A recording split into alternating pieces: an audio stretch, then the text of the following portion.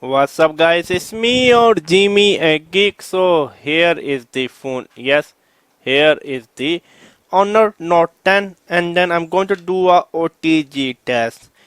Can a flash drive work on the Huawei Honor Note 10? Let's find out. Okay, let me first plug into the adapter and then plug in the USB-C. Okay, here we go. As you can see, and the moment of truth is here.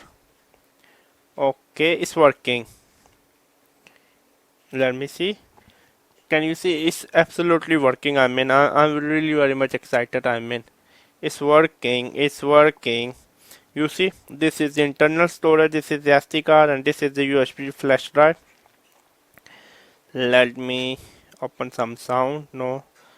Okay, something like mobile test, some wallpaper, or maybe videos. Okay, something like this. It's working. It's working. So the OTG test is working, and it was me, Jimmy Geek. Make sure to check out the links in the description box below. Subscribe and bye.